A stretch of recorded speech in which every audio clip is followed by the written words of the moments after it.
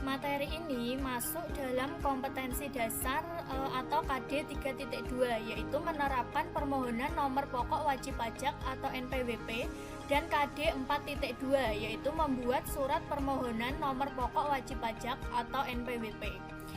Nah, untuk materinya sendiri nanti kita akan membahas yang pertama itu mengenai ruang lingkup dari NPWP. Kedua, kita akan membahas tata cara pendaftaran untuk mendapatkan NPWP. Dan yang terakhir, kita akan membahas penghapusan dan penerbitan NPWP secara jabatan. Nah, untuk materi yang pertama, ruang lingkup NPWP, kita akan sama-sama membahasnya. Nah, buat adik-adik semua, tahu tidak NPWP itu apa? Nah, NPWP itu adalah atau nomor pokok wajib pajak itu merupakan nomor yang diberikan kepada wajib pajak atau WP sebagai sarana dalam proses administrasi perpajakan yang dipergunakan untuk tanda pengenal diri atau identitas wajib pajak ketika melakukan hak serta kewajiban perpajakan. Jadi adik-adik semua sudah tahu belum bentuk dari NPWP itu seperti apa? Sudah ada yang tahu? Nah, ini untuk contoh dari NPWP ya. Nah, ini merupakan contoh bagaimana NPWP itu. Untuk nomor NPWP sendiri itu terdiri atas 15 digit ya, yaitu ini bisa dilihat dari gambar ini, yaitu 3136546034603000. Ini terdiri atas 15 digit, dan dari 15 digit ini mempunyai arti yang berbeda-beda. Nah, ini untuk format NPWP yang terdiri dari 15 digit tadi. Nah, untuk yang 2 digit pertama tadi itu menunjukkan kode atau identitas dari wajib pajak. Kemudian 6 digit berikutnya itu menunjukkan nomor registrasi atau nomor pokok yang diberikan kantor pusat Dirjen Pajak kepada kantor pelayanan pajak atau KPP. Kemudian 1 digit berikutnya itu menunjukkan kode pengecekan. Nah, untuk apa sih kode pengecekan ini? Nah, kode pengecekan ini itu digunakan sebagai alat pengaman untuk menghindari terjadinya pemalsuan atau kesalahan NPWP. 3 digit berikutnya itu menunjukkan kode kantor pelayanan pajak atau KPP, dan 3 digit terakhir menunjukkan status dari wajib pajak, yaitu tunggal, pusat, atau cabang. Nah, kita sudah mengetahui tentang apa itu NPWP, kenapa, dan juga format NPWP. Nah, sekarang kita membahas tentang fungsi dari NPWP. Apa saja sih fungsi-fungsi NPWP itu? Nah, yang pertama, fungsi dari NPWP itu adalah menjaga ketertiban pembayaran serta pengawasan administrasi perpajakan. Yang kedua, fungsinya itu untuk sarana administrasi perpajakan. Tadi ya, digunakan sebagai identitas bagi wajib pajak. Yang ketiga itu digunakan untuk memenuhi kewajiban perpajakan. Yang keempat itu untuk keperluan yang berhubungan dengan dokumen perpajakan. Yang kelima untuk pelaporan SPT. SPT itu merupakan surat pemberitahuan, baik surat pemberitahuan tahunan maupun surat pemberitahuan massa. Dan yang terakhir, fungsi NPWP itu adalah untuk mendapat pelayanan dari instansi tertentu yang mencantumkan NPWP dalam dokumen-dokumen yang diwajibkan. Nah, selanjutnya kita akan membahas mengenai wajib pajak. Karena tadi NPWP itu merupakan tanda pengenal diri bagi wajib pajak, kita perlu tahu apa sih itu wajib pajak dan siapa yang termasuk wajib pajak. Nah, ini wajib pajak itu merupakan sekumpulan orang atau badan yang menurut ketentuan peraturan perundang-undangan perpajakan ditentukan untuk melakukan kewajiban perpajakan, termasuk pemungut pajak dan pemotong pajak tertentu. Kemudian pihak yang wajib mempunyai NPWP. Jadi pihak-pihak yang wajib mempunyai NPWP itu adalah wajib pajak. Jadi orang atau badan yang bertempat tinggal di Indonesia kemudian menerima atau memperoleh penghasilan bagi perorangan di mana jumlahnya setahun itu melebihi batas pajak, yaitu atau melebihi dari penghasilan tidak kena pajak atau PTKP NPWP, maka orang itu wajib untuk mempunyai NPWP walaupun orang ini itu belum atau tidak dikenakan pajak atau belum atau tidak diberikan SKP atau surat ketetapan pajak. Nah, untuk tarif PTKP terbaru itu berapa sih gitu. Ini untuk tarif PTKP terbaru tahun 2020 itu untuk tarif wajib pajak pribadi itu sebesar 54 juta. Kemudian untuk wajib pajak kawin itu ada 4.500.000. Untuk tanggungan di sini yang perlu digarisbawahi, tanggungan itu maksimal sebanyak 3. Itu per orangnya adalah 4.500.000 dan penghasilan suami yang digabung dengan penghasilannya istri itu tarifnya adalah 4.500.000. Nah, kan utama wajib pajak. Ada yang tahu kewajiban utama wajib pajak itu apa? Ya, jadi kewajiban utama dari seorang wajib pajak itu adalah membayar pajaknya sendiri dan juga memungut atau memotong pajak orang lain dan kemudian menyetorkannya kepada negara melalui bank atau kantor pos. Untuk yang memungut atau memotong pajak orang lain ini biasanya dilakukan oleh bendahara. Kemudian ada berapa kelompok wajib pajak itu gitu. Nah, wajib pajak itu dikelompokkan ya atau dibagi menjadi 3. Yang pertama ada wajib pajak orang pribadi, wajib pajak badan, wajib pajak bendahara tadi ya, fungsinya untuk memungut atau memotong pajak. Kemudian untuk kewajiban pajak subjektif dalam pasal 2A Undang-Undang Pajak Penghasilan tahun 1984 yang telah diubah menjadi Undang-Undang Nomor 17 tahun 2000 dinyatakan bahwa kewajiban pajak subjektif itu dimulai dari orang tersebut dilahirkan, kemudian berada di Indonesia lebih dari 183 hari dalam 12 bulan atau dia berniat untuk bertempat tinggal di Indonesia. Yang ketiga, badan yang didirikan atau berkedudukan di Indonesia. Yang keempat, warisan yang belum dibagi dalam satu kesatuan menggantikan yang berhak. Yang kelima, subjek pajak luar negeri, yaitu orang pribadi tidak tinggal di Indonesia kurang dari 183 hari dalam 12 bulan. Dan yang terakhir itu ada bentuk usaha tetap atau BUT. Ini atau badan yang tidak didirikan dan tidak bertempat kedudukan di Indonesia. Ini untuk kewajiban pajak subjektif. Nah, wajib pajak itu juga memiliki hak-hak dan kewajiban-kewajiban yang harus dipenuhi. Pertama, kita akan membahas terlebih dahulu hak wajib pajak. Apa saja sih hak-hak wajib pajak itu? Nah, wajib pajak ini sebetulnya memiliki banyak sekali hak, tetapi di sini saya hanya akan membahas 3 saja. Yang pertama, hak wajib pajak itu adalah melaporkan beberapa masa pajak dalam satu surat pemberitahuan masa. Kemudian yang kedua, mengajukan surat keberatan dan banding bagi wajib pajak dengan kriteria tertentu. Dan yang ketiga, hak wajib pajak itu mengajukan permohonan pengembalian kelebihan pembayaran pajak. Setelah kita tahu apa itu hak wajib pajak, selanjutnya kita akan membahas mengenai kewajiban dari wajib pajak. Sama dengan hak wajib pajak, kewajiban wajib pajak ini juga banyak, tetapi saya hanya akan membahasnya 3, yaitu kewajiban wajib pajak yang pertama itu adalah mendaftarkan diri pada kantor Dirjen Pajak yang wilayah kerjanya itu meliputi tempat tinggal atau tempat kedudukan wajib pajak dan kepadanya diberikan NPWP apabila telah memenuhi tadi persyaratan subjektif dan objektif. Yang kedua, kewajiban wajib pajak itu adalah melaporkan usahanya pada kantor Direktorat Jenderal Pajak yang wilayah kerjanya meliputi tempat tinggal atau tempat kedudukan pengusaha atau tempat kegiatan usaha dilakukan untuk dikukuhkan menjadi PKP atau pengusaha kena pajak.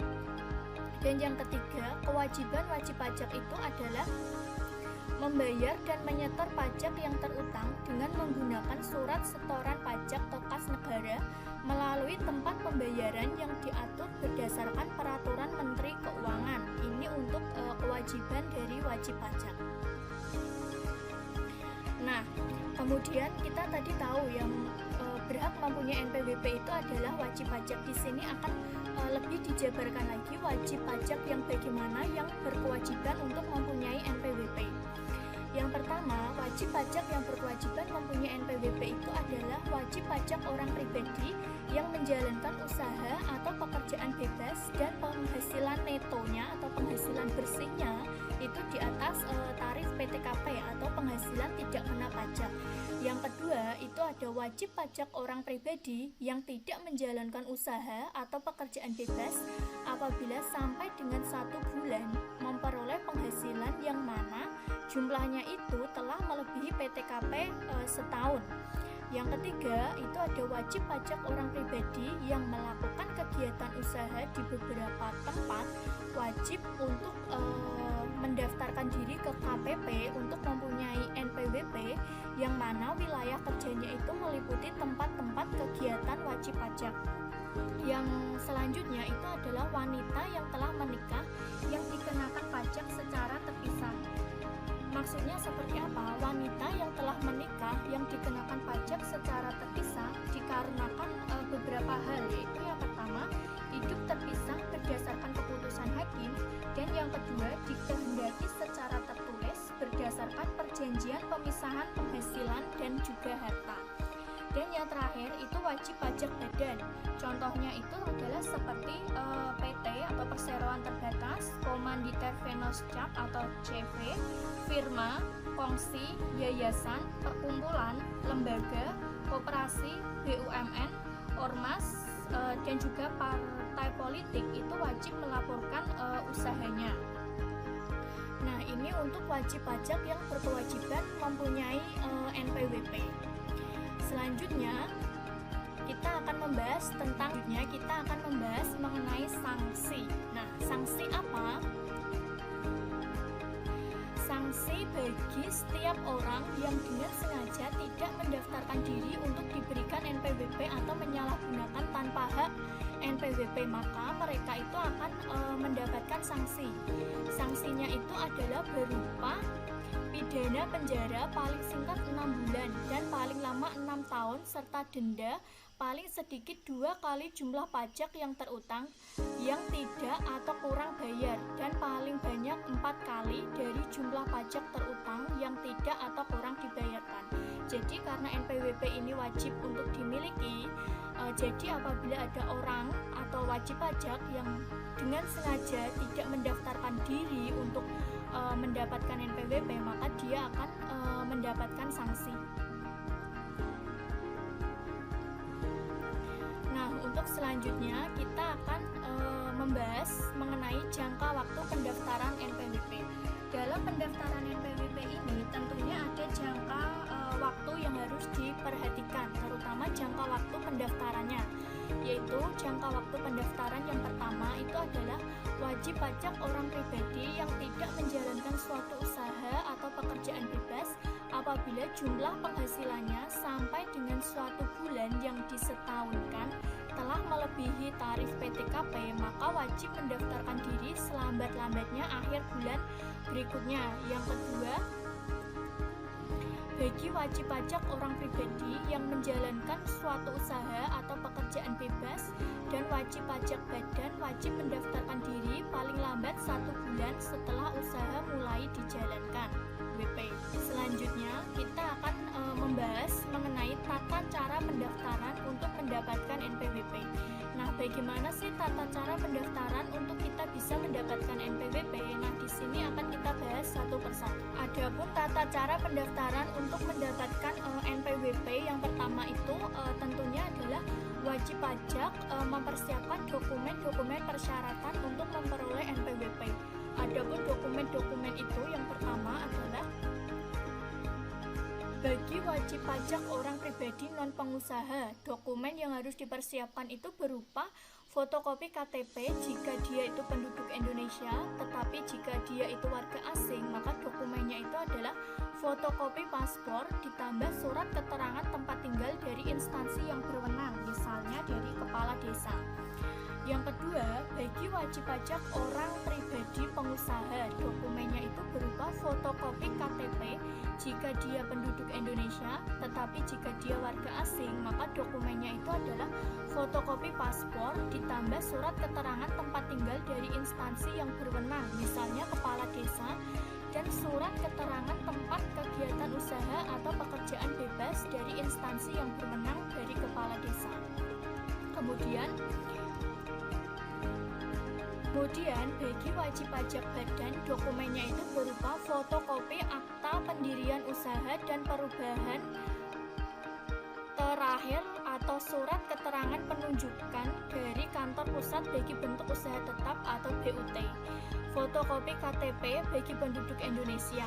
Sedangkan untuk orang asing itu harus melampirkan fotokopi paspor ditambah surat keterangan tempat tinggal dari instansi berwenang, minimal kepala desa, harus dari salah seorang pengurus aktif, dan surat keterangan tempat kegiatan usaha yang diperoleh dari instansi yang mempunyai wewenang, minimal dari kabupaten dan kepala desa. Selanjutnya, bagi bendahara sebagai pemungut atau pemotong, dokumennya itu berupa fotokopi KTP bendaharawan dan fotokopi surat penunjukan sebagai bendaharawan.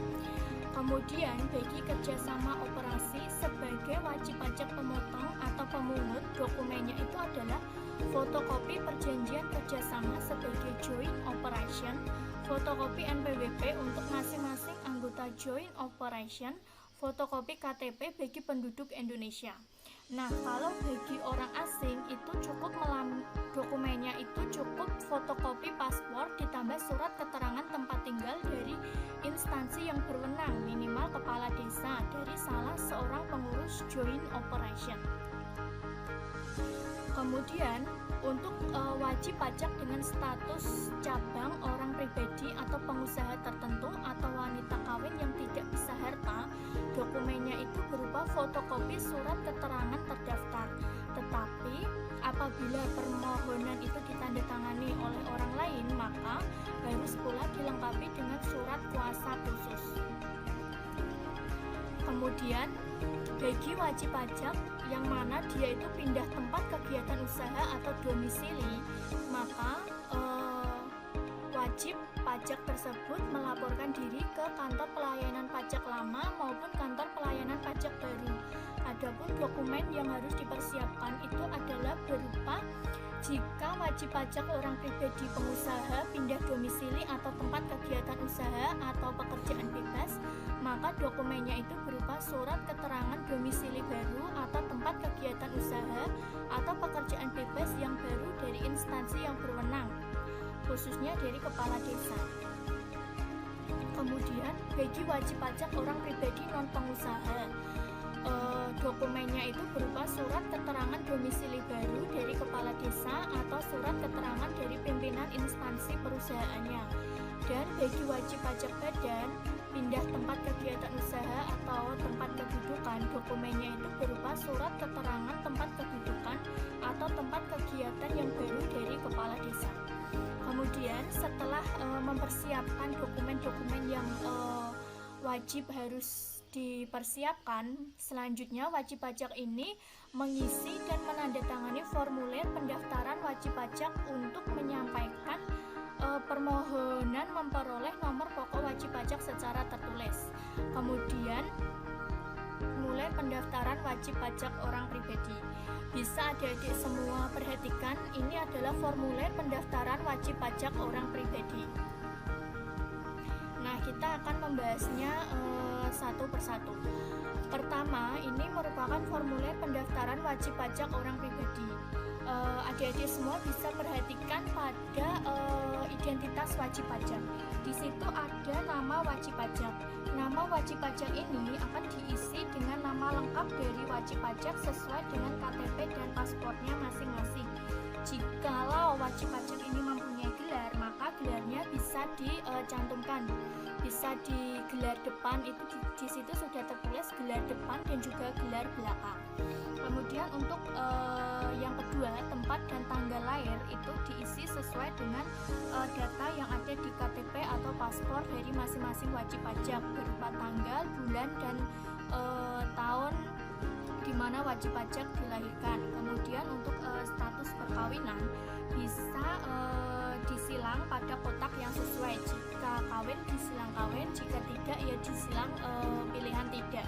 Kemudian untuk kebangsaan itu juga ada pilihan Indonesia dan juga asing, silang pada kotak yang sesuai serta lengkapi pula dengan NIK-nya atau nomor induk kependudukan, atau bisa juga diisi dengan nomor paspor. Kemudian untuk yang kelima itu ada nomor telepon atau handphone, itu diisi sesuai dengan nomor telepon atau handphone yang dipakai oleh wajib pajak. Itu nomor telepon atau handphone yang masih aktif ya. Kemudian selanjutnya email, diisi sesuai dengan alamat email dari masing-masing wajib pajak. Selanjutnya untuk yang B itu untuk sumber penghasilan.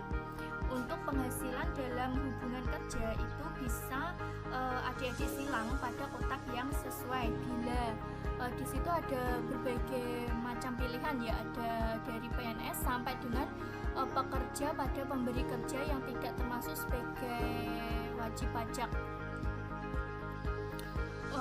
Selanjutnya untuk B yaitu sumber penghasilan. Untuk penghasilan dalam hubungan kerja di situ ada banyak pilihan mulai dari PNS sampai dengan pegawai lainnya. Maka adik-adik bisa menyilang pada kotak yang sesuai, yaitu bagi pilihan pegawai ya silang pada nama pekerjaannya apa.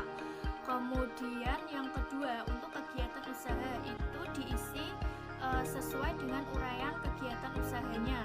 Ini untuk selain pekerjaan sebagai karyawan ya.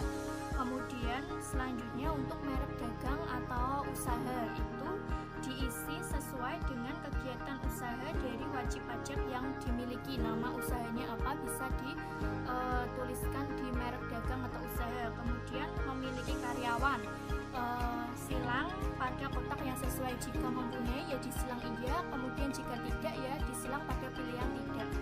Dan terakhir ada pada metode pembukuan atau pencatatan, maka silang sesuai pada kotak yang sudah disediakan, apakah pembukuan atau pencatatan. Kemudian untuk selanjutnya ada pekerjaan bebas. Untuk pekerjaan bebas ini diisi sesuai dengan pekerjaan dari wajib pajak selain pekerjaannya tadi sebagai karyawan. Kemudian untuk lainnya itu diisi sesuai dengan sumber penghasilan. Untuk selanjutnya yaitu pada kolom lainnya itu bisa diisi dengan uraian sumber penghasilan ya, terutama selain pekerjaannya sebagai karyawan. Selanjutnya untuk alamat itu ada alamat tempat tinggal, alamat domisili, dan alamat tempat usaha. Untuk alamat tempat tinggal sama, itu diisi sesuai dengan alamat wajib pajak. Untuk domisili itu diisi sesuai dengan KTP dari wajib pajaknya. Kemudian untuk alamat tempat usaha itu bisa diisi dengan alamat tempat usaha di mana usaha tersebut dijalankan atau dilaksanakan. Nah, untuk yang terakhir itu informasi tambahan, itu ada jumlah tanggungan dan kisaran penghasilan per bulan. Yang perlu digarisbawahi di sini adalah jumlah tanggungan. Jadi jumlah tanggungan itu maksimal adalah sebanyak 3. Jadi diisi dengan jumlah tanggungan wajib pajak maksimal 3. Kemudian untuk kisaran penghasilan per bulan itu disesuaikan dengan penghasilan yang diterima oleh wajib pajak per bulan. Nah, ini untuk cara mengisi formulir pendaftaran wajib pajak untuk memperoleh NPWP. Perlu diketahui buat semua adik-adik ya bahwa biaya untuk mendapatkan atau mengisi formulir ini adalah gratis. Jika wajib pajak itu mengurusnya secara mandiri atau mengurus sendiri dengan bisa melalui kantor pelayanan pajak atau bisa juga secara online. Tetapi bagi wajib pajak yang membuat NPWP itu melalui perantara seperti melalui notaris atau konsultan pajak, maka akan dikenakan biaya sesuai dengan yang ditetapkan oleh notaris atau konsultan tersebut. Jadi lebih enak untuk mengurus NPWP sendiri ya, karena biayanya gratis dan tidak dipungut biaya sepeser pun. Nah, yang ketiga ya, setelah tadi mengisi formulir, maka formulir ini akan disampaikan kepada kantor pelayanan pajak atau KP2KP yang wilayah kerjanya itu meliputi tempat tinggal, tempat kegiatan usaha wajib pajak, baik secara langsung melalui pos atau ekspedisi pengirim lain dengan melampirkan dokumen persyaratan secara lengkap. Selanjutnya, setelah seluruh syarat permohonan pendaftaran itu diterima oleh KPP atau KP2KP secara lengkap, maka KPP atau KP2KP ini akan menerbitkan BKT atau bukti penerimaan surat. Selanjutnya, KPP atau KP2KP akan menerbitkan kartu NPWP dan SKT atau surat keterangan terdaftar paling lambat 1 hari kerja setelah bukti penerimaan surat diterbitkan. Dan yang terakhir, NPWP dan SKT ini akan dikirim melalui pos ke alamat wajib pajak tanpa dipungut biaya sepeser pun. Ini adalah tata cara pendaftaran untuk memperoleh atau mendapatkan nomor pokok wajib pajak. Nah, selanjutnya kita akan membahas mengenai penghapusan dan penerbitan NPWP secara jabatan. Yang pertama yang akan kita bahas itu adalah keadaan NPWP yang dihapuskan. Nah, buat adik-adik semua perlu diketahui ya bahwa keadaan NPWP yang harus dihapuskan itu adalah yang bagaimana sih? Nah, yang pertama, keadaan NPWP yang dihapuskan itu yang pertama adalah wajib pajak yang telah meninggal dunia dan tidak meninggalkan warisan. Ini syaratnya itu harus ada fotokopi akte kematian atau laporan kematian dari instansi yang berwenang, maka NPWP-nya itu bisa dihapuskan. Kemudian yang kedua itu adalah wanita kawin tidak dengan perjanjian pemisahan harta dan penghasilan, NPWP-nya itu bisa dihapuskan jika ada syarat surat nikah atau akte perkawinan dari catatan sipil. Kemudian itu ada warisan belum terbagi dalam kedudukan sebagai wajib pajak, itu NPWP-nya bisa dihapuskan. Tetapi apabila sudah dibagi, warisannya itu sudah dibagi, maka NPWP bisa dihapuskan jika ada keterangan tentang selesainya warisan tersebut dibagi oleh para ahli warisnya. Kemudian yang selanjutnya itu ada wajib pajak badan yang telah dibubarkan secara resmi. Ini NPWP-nya bisa dihapuskan jika ada akte pembubaran yang dikukuhkan dengan surat keterangan dari instansi yang mempunyai wewenang. Selanjutnya itu ada BUT atau bentuk usaha tetap yang karena suatu hal kehilangan statusnya. Ini NPWP-nya bisa dihapuskan jika ada permohonan wajib pajak yang dilampiri dokumen untuk mendukung bahwa bentuk usahanya tersebut tidak memenuhi syarat lagi untuk dapat digolongkan sebagai wajib pajak. Dan yang terakhir itu wajib pajak orang pribadi lainnya yang tidak memenuhi syarat sebagai wajib pajak. Ini untuk keadaan dari nomor pokok wajib pajak yang dihapuskan. Selanjutnya kita akan membahas penerbitan NPWP secara jabatan. Penerbitan NPWP secara jabatan ini bisa terjadi. Nah, ini kita akan membahasnya. Bagi kantor atau KPP ini mempunyai hak untuk menerbitkan NPWP secara jabatan jikalau wajib pajak itu tidak mendaftarkan diri untuk diberikan NPWP. Jadi begini ya adik-adik, apabila berdasarkan data yang dimiliki oleh Direktorat Jenderal Pajak ternyata wajib pajaknya ini memenuhi syarat untuk memperoleh NPWP, akan tetapi dia tidak mendaftarkan diri untuk mendapatkan NPWP, maka wajib pajak yang bersangkutan ini dapat diterbitkan NPWP secara sepihak, yaitu melalui secara jabatan dari Dirjen Pajak atau Direktorat Jenderal Pajak. Ini untuk penerbitan NPWP secara jabatan. Jadi penerbitan NPWP secara jabatan bisa dilakukan oleh Direktorat Jenderal Pajak jikalau wajib pajaknya itu apabila telah memenuhi syarat untuk memperoleh NPWP, tidak mendaftarkan diri untuk memperoleh NPWP.